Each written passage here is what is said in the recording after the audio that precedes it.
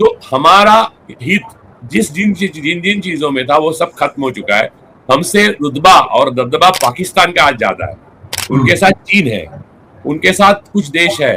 वो एक nuclear power होने के नाते मुस्लिम देशों में उनकी एक एक रिस्पेक्ट है, और हमारे पास कुछ भी नहीं है।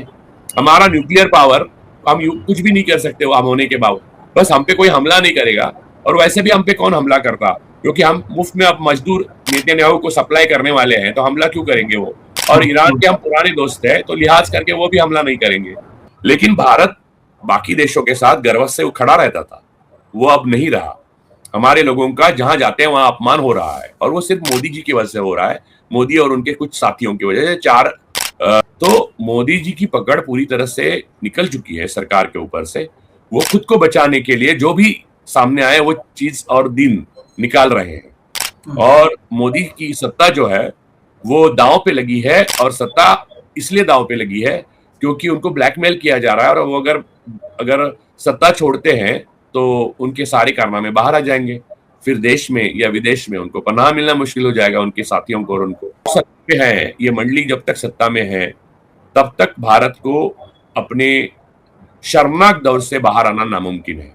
भारत का शर्मनाक दौर उस दिन खत्म होगा जिस दिन मोदी शासन व्यवस्था से हट जाएगा। भारत की जो ताकत है वो ना के बराबर है। इसी ईरान आपका पुराना दोस्त था, आप गवा चुके हैं। तेल के मामले में आप आत्मनिर्भर नहीं हो। जो तेल जिनके पास था वो दोस्त आपके थे, ईरान था, रूस था, उनको दोस्त खो चुके हैं आप अमेरिका जो कह रहा है वो ट्रेड डील कर चुके हैं।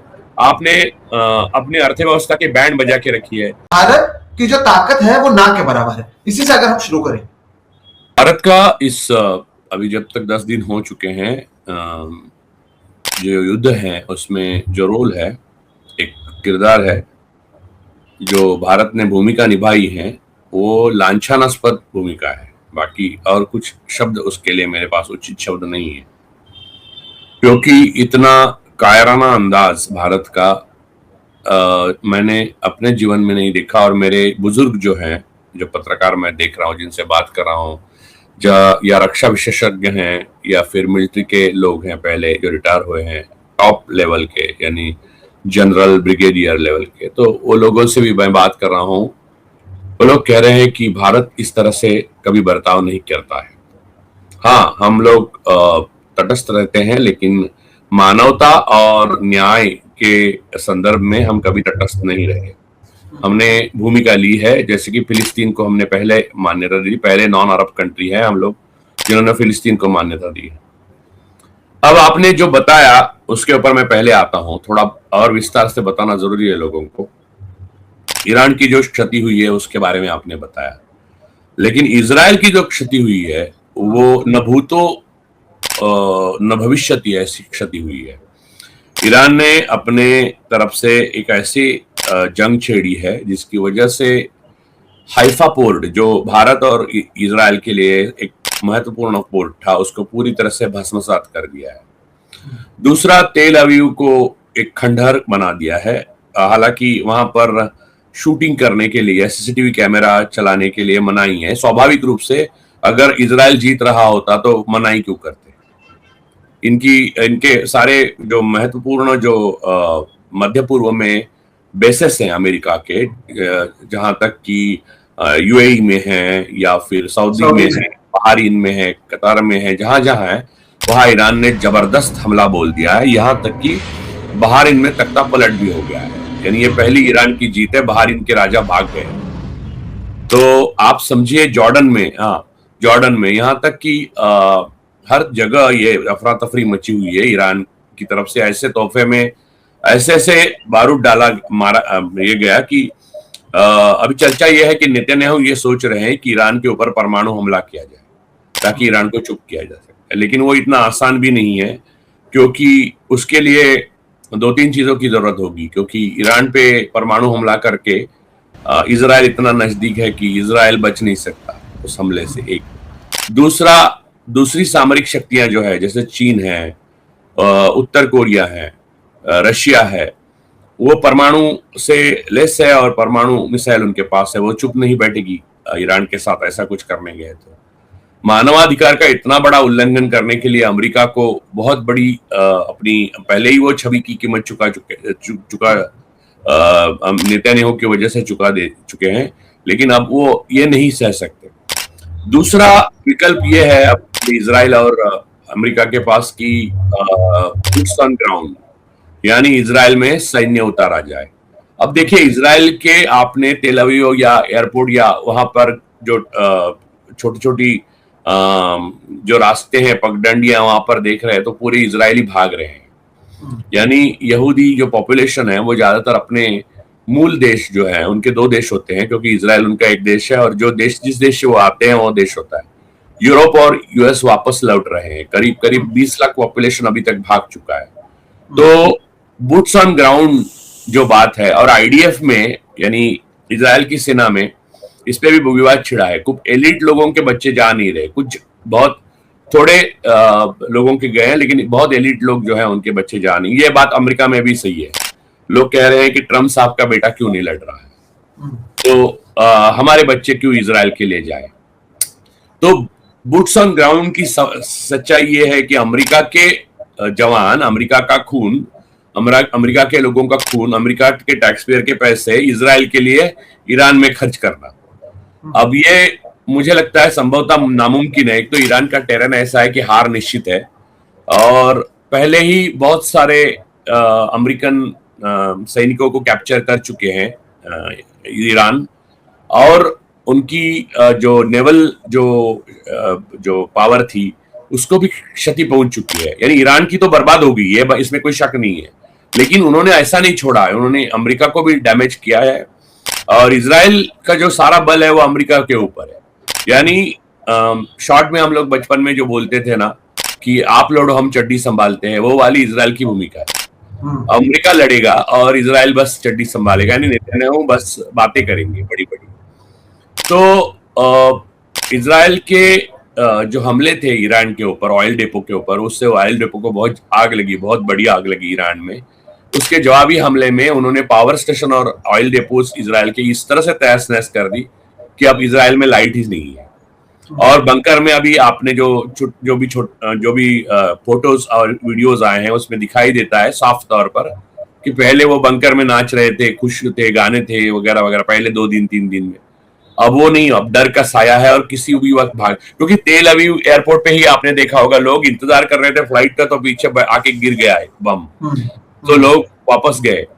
तो और कई सारे एयरपोर्ट्स इजराइल में अब काम करने के लायक नहीं रहे। इतना ही नहीं कि अपना जो सैन्य बेस है जो इजराइल और अमेरिका ने एक जगह से दूसरी जगह पे शिफ्ट किया, तो इमीडिएटली चाइनीज वहां पर वॉरशिप्स है, उन्होंने उसका पता ईरानी आर्मी को दिया। ईरानी आर्मी ने इमीडिएटली हाइपरसोनिक मिसाइल दागकर उससे भी खत्म कर दिया। तो ये जो चित्र है 10 दिन के बाद युद्ध का, और ईरान का हौसला बहुत बुलंद है। देखिए अमेरिका और इजराइल की जो मायावी और दुष्ट नीति थी शुरू की, इसको दुष्ट ही कहना चाहिए, कि 86 साल के जो सुप्रीम लीडर थे आयतुल्लाह खामेनेई, उनको मार डाला और उनके साथ कुछ वरिष्ठ नेताओं को मार डाला। मार डालने की वजह से ईरान की क्षति हुई, बस वो उनके रहबर जो थे वो मारे गए। लेकिन इस्राइल और यूएस की बहुत बड़ी क्षति हुई, क्योंकि वो व्यक्ति वैसे थे कि जिनमें विवेक बहुत ज्यादा था।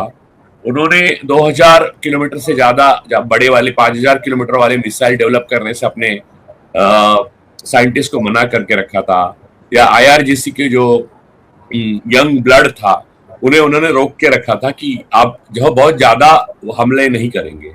तो एक तरह से वो बफर का काम कर रहे थे इजराइल और अमेरिका के लिए। पिछले 12 दिन का जो वॉर हुआ था उसमें एक लेवल तक उन्होंने बफर का बहुत बड़ा रोल निभाया था। और देखिए अब सीज फायर की बारी आती है इजराइल की तरफ से, तो भी आप किससे बात करोगे, क्योंकि ईरान की तरफ से कोई बात करने के लिए तैयार नहीं है, क्योंकि उनके रहबर को आपने मार डाला है। वो क्यों बात करेंगे, वो कहेंगे हाँ, वो भी हम भी देखो शहीद होने को जो डरता नहीं है उससे क्या ही बात कर सकते हैं। तो मैंने अपने जीवन में जो महानतम डिप्लोमेट्स देखे हैं उनमें से सर्वोच्च मैं जिनको मानता हूं वो आज के लिविंग लीजेंड जो है वो रशिया के मिनिस्टर ऑफ एक्सटर्नल अफेयर लारोव साहब है। लारोव उनको कल मैंने बात करते हुए देखा और उन्होंने जिस तरह से मुंह पे अरब कंट्री की धज्जियां उड़ाई, उनको कहा गया कि ईरान को आप रोकने के लिए कुछ प्रयास कीजिए, लाराव साहब को बोला गया। लाराव साहब ने बोला हम क्यों बोले, आपने जब 165 हम नहीं बोलेंगे, इसलिए कि 165 बच्चियों को जब मारा गया ईरान के, तब आपने उसका निषेध तक नहीं किया। कैसे आप स्पाइनलेस कंट्रीज हो, साथ के साथ मुसलमान कंट्रीज। लाराव साहब बहुत कम बार मैंने नहीं, एक भी बार मैंने, पहली बार मैंने उनका गुस्सा देखा, वरना वो इतने डिप्लोमेट है कि वो अंदर क्या है वो बाहर नहीं दिखाते। शायद बहुत कम लोग जानते हैं वो कितने बड़े आदमी हैं। पुतिन सरकार की जो डिप्लोमेसी है उसके वो बहुत बड़े आधार स्तंभ है। तो उनका गुस्सा अरब राष्ट्र पे फूट गया कल इस तरह से। ये स्थिति है आज की तारीख में। तो अरब नेशंस जो है वो गिल्ट में है और वो छुप छुप के अब ईरान का समर्थन करने लगे हैं। वो उनको ये बला नहीं चाहिए, वो ये कह रहे हैं कि क्यों अमेरिकन बेस हम रखे इजराइल के लिए ताकि हमारे ऊपर हमला हो। दुबई का सत्यानाश हो चुका है, बाहर इनका राजा भाग चुका है, सऊदी अरेबिया का वो जो दबदबा था वो खत्म हो चुका है, कतर की तो आप देख रहे हैं, जॉर्डन का जो हालत देख रहे हैं, ये सारी चीजें। और ओमान ने मीडिएट करने की कोशिश की थी, ओमान एक शांति प्रिय देश है और ओमान ने मीडिएट करने की कोशिश की थी। तो ओमान ने एक कॉम्प्लिकेटेड डिप्लोमेसी को अंजाम तक लाया, तब नेतन्याहू ने होशियारी से हमला कर दिया। इससे ओमान नाराज है। वो कह रहे थे कि दूसरे दिन इस पे हल निकलता और डिप्लोमेटिकली सारी बातें हल हो जाती, तब जाकर इन्होंने हमला कर दिया। तो हम क्या ही बोले अब ईरान को। तो अब देखिए ये स्थिति में रही भारत की बात, तो भारत सब जगह से बच चुका है।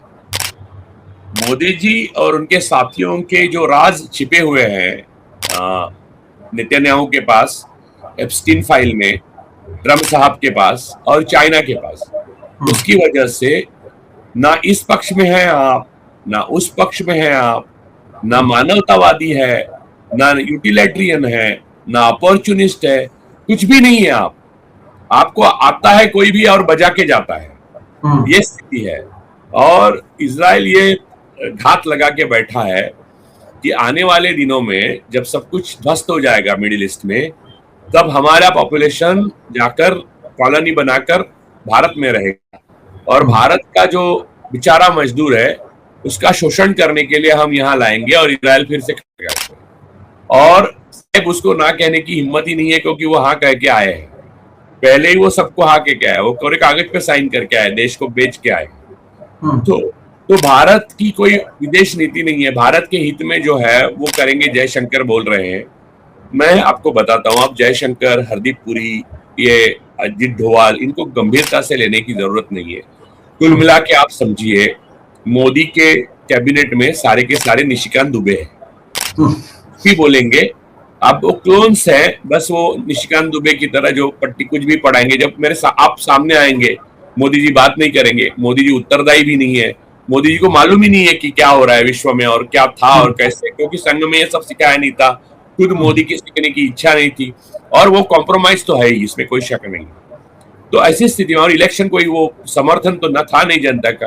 अब बात यह है कि वो बात नहीं करेंगे तो सामने को किसी को बात करनी पड़ेगी आकर। तो जयशंकर जब तोप के सामने आप आ जाते हो तो कुछ तो ठोक देना चाहिए आपको एक लाइन। तो हम भारत के हित में होगा वो करेंगे, कौन कहेगा भारत के हित में नहीं होगा वो हम करेंगे। जयशंकर की हिम्मत है ऐसे बात करने की, लेकिन दिख रहा है कि भारत के हित में जो नहीं है वो सारी चीजें आप कर चुके हैं। ईरान आपका पुराना दोस्त था, आप गवा चुके हैं। तेल के मामले में आप आत्मनिर्भर नहीं हो, जो तेल जिनके पास था वो दोस्त आपके थे, ईरान था, रूस था, उनको दोस्त खो चुके हैं आप अमेरिका जो कह रहा है वो ट्रेड डील कर चुके हैं। आपने अपने अर्थव्यवस्था के बैंड बजा के रखी है। जो हाइफा पोर्ट आपको मिला था वो अब ध्वस्त हो चुका है। वहां चाबार पोर्ट पे आपने मिलियंस ऑफ डॉलर्स इन्वेस्ट किए थे ईरान के, वो आपने खुद ही छोड़ दिया और इजराइल ने उसको ध्वस्त कर दिया। तो ईरान ने हाइफा पोर्ट ध्वस्त कर दिया और वहां पर इजराइल ने चाबार पोर्ट को ध्वस्त कर दिया। तो हमारा हित जिन जिन चीजों में था वो सब खत्म हो चुका है। हमसे रुतबा और दबदबा पाकिस्तान का आज ज्यादा है, उनके साथ चीन है, उनके साथ कुछ देश है। वो एक न्यूक्लियर पावर होने के नाते मुस्लिम देशों में उनकी एक रिस्पेक्ट है और हमारे पास कुछ भी नहीं है। हमारा न्यूक्लियर पावर, हम कुछ भी नहीं कर सकते वो हम होने के बावजूद, बस हम पे कोई हमला नहीं करेगा और वैसे भी हम पे कौन हमला करता, क्योंकि हम मुफ्त में अब मजदूर नेतन्याहू को सप्लाई करने वाले हैं, तो हमला क्यों करेंगे वो। और ईरान के हम पुराने दोस्त हैं, तो लिहाज करके वो भी हमला नहीं करेंगे। तो छोड़िए, हमारे समंदर में हमारे दोस्त राष्ट्र के जो आदमी, और उसमें लड़कियां भी थी, मालूम है आपको, नेवी की नेवल ऑफिसर्स लड़कियां थी ईरान की, जिन्होंने ताजमहल के सामने अपनी तस्वीरें खींची थी, घर को ले जाने के लिए हिंदुस्तान से सामान खरीदा था, और हमारे लोगों के बच्चों के साथ सेल्फियां खींची थी। उनको अपने ही समुद्र में अमेरिका ने डुबा दिया, और जो बच्चे थे उनको बचाया गया श्रीलंका द्वारा। ये हमारे हित में हम काम कर रहे हैं। हमारी बेइज्जती, हमारी कायराना अंदाज इस तरह का, और हमारी इतनी बड़ी ताकत होने का जो भ्रम पैदा किया गया 12 साल में, इसका गुब्बारा इस तरह से फूटेगा, इसकी कल्पना तो साक्षात ब्रह्मा जी ने भी नहीं की होगी। तो ऐसी भारत की बच चुकी है कि भारत की जनता के लिए मोदी रेजिम एक श्राप बन गई है। ये रेजिम जब तक जाती नहीं, तब तक भारत को अपने खुद के रास्ते, जिसमें उसका हित है और भारत की सामरिक शक्ति का जो एक दबदबा था, उसको पुनर्स्थापित करना है, वो सब करना मुमकिन नहीं है। तो भारत को जल्द से जल्द इस पे विचार करना चाहिए, भारत के विपक्ष को, भारत की जनता को। और आपने क्योंकि ये बात कहा कि भारत अब ईरान से अपनी दोस्ती तोड़ चुका है, रूस से हम दूर हो चुके हैं, हम अमेरिका और इजराइल के करीब गए हैं, लेकिन अमेरिका और इजराइल वो ठीक है कि आपका स्वागत करेंगे और नेतन्याहू बताएंगे कि उनकी पत्नी ने सैफरन पहना है, लेकिन अगर उसके आगे आप जाएं तो जिस तरह का अमेरिका का बर्ताव रहा है इंडियन ओशन में, इंडियन नेवी को ना बताते हुए हमला करना, एक फिर कहना कि हम इंडिया को अलाउ करते हैं कि आप रशिया से ऑयल लो, और फिर उनके यहाँ पर आकर अधिकारी कहते हैं हम इंडिया के साथ बराबरी का डील नहीं करेंगे, क्योंकि वो उसी तरह से गलती हो जाएगी जो 20 साल पहले हमने चाइना से किया था, और चाइना आज हमारे बराबर आ गया, यानी ये बराबरी का डील नहीं होगा। ऐसी बातें खुलकर कह रहे हैं। आप किस तरह की ग्लोबल पावर की बात कर रहे हैं, नंबर एक। और नंबर दो, आप देखो हम एक ऐसे समय में साइड नहीं ले रहे हैं जब स्विट्जरलैंड जैसे देश भी सामने आकर कह रहे हैं कि यूएस और इजराइल की ओर से ईरान में जो स्ट्राइक हुआ है वो इंटरनेशनल लॉ को वायलेट करता है। जब एक न्यूट्रल कंट्री के पास भी इतना स्पाइन है, हम इतने स्पाइनलेस कैसे हो गए? हमने क्यों सब कुछ बंद कर दिया? और ऐसा भी नहीं है कि हमारा कोई बराबरी का डील हुआ है अमेरिका के साथ या इजराइल के साथ। देखिए, हमारे कायरता का प्रतीक अगर आपको ढूंढना है तो स्विट्जरलैंड तक मत जाइए। मालदीव्स, स्पेन, बेल्जियम, अजरबैजान, ऐसे छोटे देश, इसमें से कुछ न्यूक्लियर पावर, मालदीव तो हमारे ऊपर निर्भर करता था, डिपेंड रहता था। ऐसे देशों ने इजराइल से सीधा पंगा ले लिया है, और उनकी मानवताहीन जो कृत्य है, काम है, उसकी भर्त्सना की है। रही बात डील की, वो डील एक ब्लैकमेल डील है, और ब्लैकमेल इस देश को नहीं किया गया, एक व्यक्ति को किया गया जिस देश को मुखिया बना बैठा है। उनको ब्लैकमेल करके हमारे देश का डील कैसे किया जा सकता है? उनको देश हित में रिसिग्नेशन देना चाहिए, कहना चाहिए कि मेरे वजह से, मेरे ब्लैकमेल करने की वजह से मेरे देश का अगर नुकसान होता है तो मैं अपने पद से हटता हूं। कोई ऐसा व्यक्ति जिसको ये देश ब्लैकमेल नहीं कर सकते, ऐसे व्यक्ति को आप प्रधानमंत्री बनाइए, वो डील करेगा, तब जाके वो बराबरी का डील होगा, भारत को सब डरने लगेंगे। इतनी सी बात है। लेकिन मोदी की सत्ता का मोह जो है, और आरएसएस और बीजेपी का जो भ्रम है इजराइल के प्रति, आपको मालूम है इजराइल में, आपने वो वीडियो फुटेज दिखाई है लोगों को, जब बंकर में पनाह लेने की बारी आई तो हमारे जो मजदूर है उनको पनाह लेने के लिए जगह नहीं थी, उनको अंदर लिया नहीं गया। मालूम है ना, आपने देखा होगा वो वीडियो। उनको बाहर, जहां पर रोड रेल की जगह यहाँ वहां दौड़ना पड़ रहा है, उनको अंदर नहीं लेते, उनको बाहर निकाल देते। तो बराबरी का डील तो इजराइल से भी नहीं है। वो दोस्ती दिखाने के लिए जो है वो मोदी और नेतन्याहू में, वो भारत और इजराइल में नहीं है। भारत कभी एंटीसेमेटिक तो था ही नहीं, सवाल ही नहीं, भारत को एंटीसेमेटिक होने का सवाल ही नहीं उठता। हम भी नहीं थे, आप भी नहीं थे, हमको मालूम भी नहीं है। एंटीसेमिटिज्म यूरोप की कॉन्सेप्ट है, और यूरोपियन ने, जो जर्मनी ने सेकंड वर्ल्ड वॉर में किया था, वो था। लेकिन भारत बाकी देशों के साथ गर्व से वो खड़ा रहता था, वो अब नहीं रहा। हमारे लोगों का जहां जाते हैं वहां अपमान हो रहा है, और वो सिर्फ मोदी जी की वजह से हो रहा है, मोदी और उनके कुछ साथियों की वजह से। 4 गुजराती जो हैं वो हमारे देश का पूरा निर्णय प्रक्रिया ले रहे हैं, और वो निर्णय देश के पक्ष में नहीं जा रहे हैं, और ये बहुत गंभीर बात है। और दूसरी बात ये है कि कोई भी आता है, कनाडा का प्रधानमंत्री आता है या कनाडा का अध्यक्ष आता है या किसी दूसरे देश का विदेश मंत्री आता है, तो आता है तो भारत सरकार के लोगों से, आला लोगों से मिलने के बाद अंबानी के घर जाता है। ये कौन सी रणनीति है? ये कौन कौन फैमिली है? ये कैसे हो रहा है? ये कैसे होने दिया जा रहा है? तो मोदी जी की पकड़ पूरी तरह से निकल चुकी है सरकार के ऊपर से। वो खुद को बचाने के लिए जो भी सामने आए वो चीज और दिन निकाल रहे हैं। और मोदी की सत्ता जो है वो दांव पे लगी है, और सत्ता इसलिए दांव पे लगी है क्योंकि उनको ब्लैकमेल किया जा रहा है, और वो अगर अगर सत्ता छोड़ते हैं तो उनके सारे कारनामे बाहर आ जाएंगे। फिर देश में या विदेश में उनको पनाह मिलना मुश्किल हो जाएगा, उनके साथियों को और उनको। सत्ता में है ये मंडली, जब तक सत्ता में है तब तक भारत को अपने शर्मनाक दौर से बाहर आना नामुमकिन है। भारत का शर्मनाक दौर उस दिन खत्म होगा जिस दिन मोदी शासन व्यवस्था से हट जाएगा। राजू सर, जिस एस जयशंकर की बात कर रहे हैं, जिन लोगों को नहीं पता कि जब हम इस वीडियो को रिकॉर्ड कर रहे हैं तब राज्यसभा में जयशंकर खड़े होकर कहते हैं कि देखिए दुनिया भर में जो कुछ हो रहा है भारत वही फैसला लेगा जो भारत के हित का होगा। Our national interest, including energy security and trade force, will always be paramount. और इसी का एक तरीके से जो जवाब राजू सर ने भी दिया कि आप फैसला ले कहां रहे हो, आप और आपके नेताओं को कुछ लोगों ने एक तरीके से अपना बंधक, अपना गुलाम बना लिया है और वो आपके लिए फैसला ले रहे हैं जिसे आप मान रहे हैं। लेकिन राजू सर, अब भारत और रशिया के बीच में जिस तरह के रिश्ते थे, कई सालों से थे, हम तेल लेते थे, अमेरिका ने रोक दिया, ईरान से हमारे रिश्ते अच्छे थे, अमेरिका ने रोक दिया।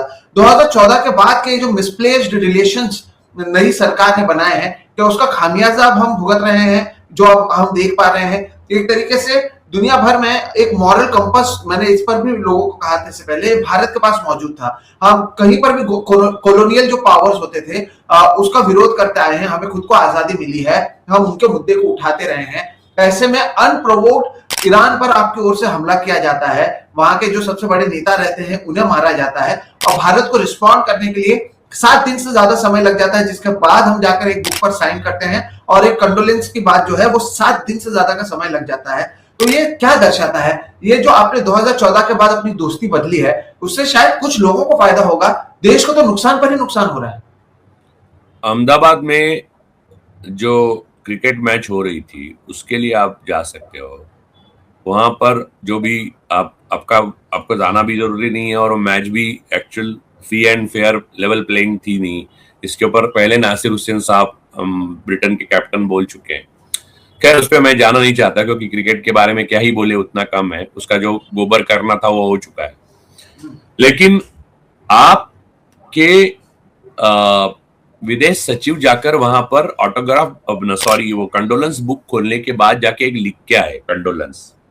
ये कोई मित्रता की निशानी नहीं है।